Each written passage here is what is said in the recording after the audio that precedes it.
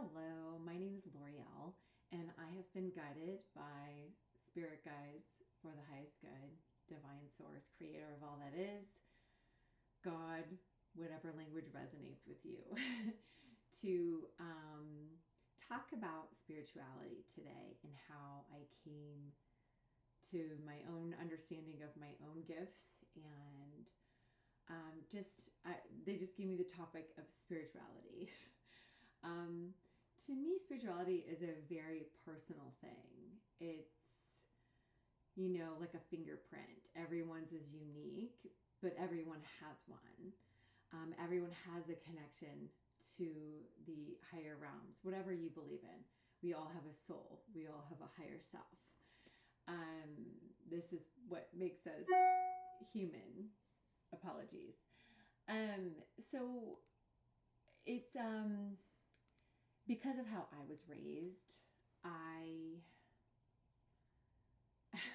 even considered being atheist. I've always believed in a higher power because I had several spiritual experiences as a young child and just growing up too. But religion never resonated with me simply because I would ask so many questions and I would get literally punished for questioning the Bible and things like that. So I pushed it away for so long. And when I started having, telepathic and psychic abilities, I didn't correlate it with spirituality.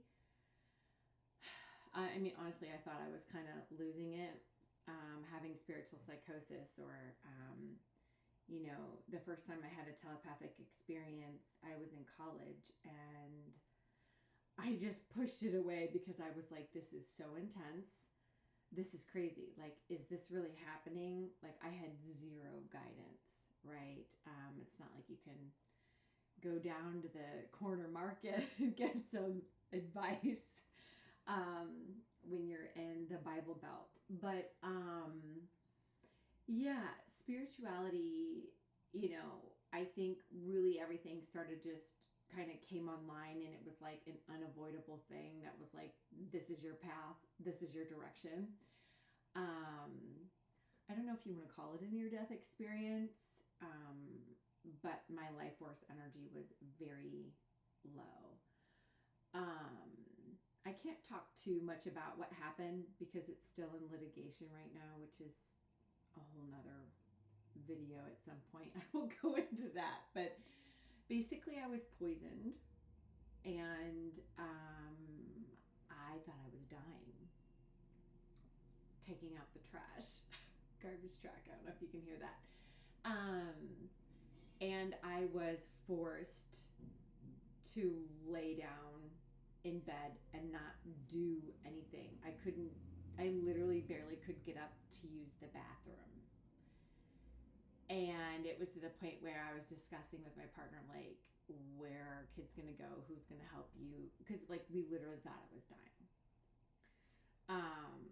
And it was a very scary time. But during that time, it was like the divine just scooped me up and showed me the ropes, taught me everything, was like, this is not the end. Took me into the womb of the universe and rebirthed me and gave me a new name. L'Oreal is not my birth given name. Told me about my abilities and guided me and showed me this whole other reality that is existing simultaneously, but it's like the unseen world. It is the world that goes by faith. It is the world that goes by your third eye, not with your two human eyes. It is the world that is only felt and experienced on an internal level. It can be brought into this physical reality. And the two, I don't want to say they're interchangeable, they work together. It's just like, we breathe air. Breath is life. We can't see it, but we can feel it. And we know that it's there.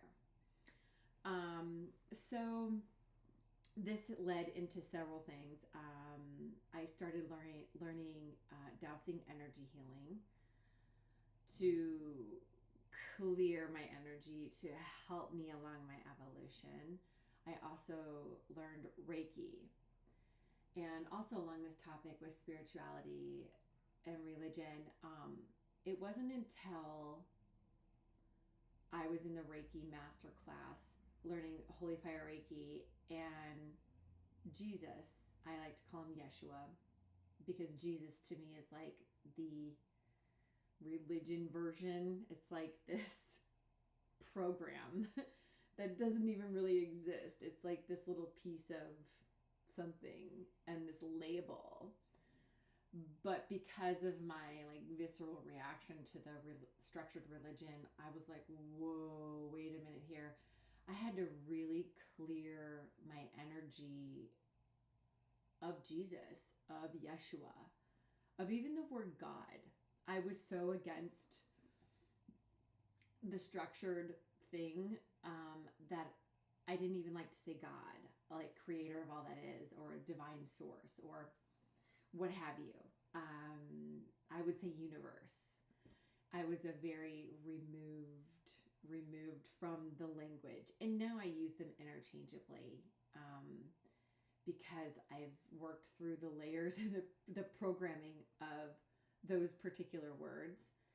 And again, it's like it can mean different things to different people. I think,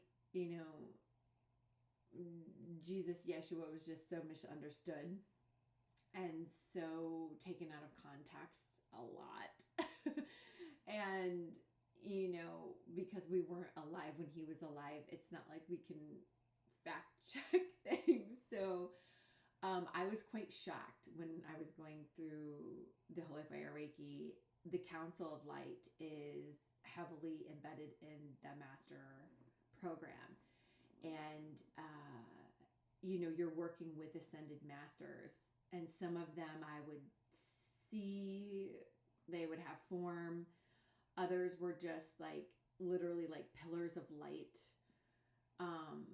And so, yeah, it took me a minute to really embrace the Council of Light and the whole Jesus Yeshua thing. But I mean, he's like one of my guides now. So it took me a while to get to that point. And I think that's another thing that a lot of people have questions on, of like, how do you know what you're channeling? Well, it takes practice. It takes a lot of discernment. It takes a lot of experiences. And when I say experiences, like, you go through spiritual experiences, you go through initiation, so to speak, you go through tests, you go through all these processes. And yes, anyone can learn basic Reiki and learn Reiki, but if you're wanting to master that skill and use it to truly help people heal themselves, it's a journey. It's a process, and I don't think you're ever done, because you're still evolving. And I still am. I still have lessons, and you'll have breaks and where you do shadow work, and it's like you're literally emptying out your vessel of darkness to embody more light. And that's a healing journey.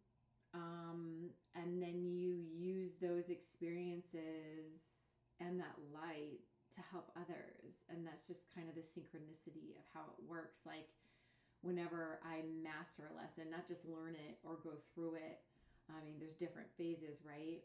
And it's like when you master it and then you use it to help someone else, it's almost like, it's just like, it's this completion. And it's so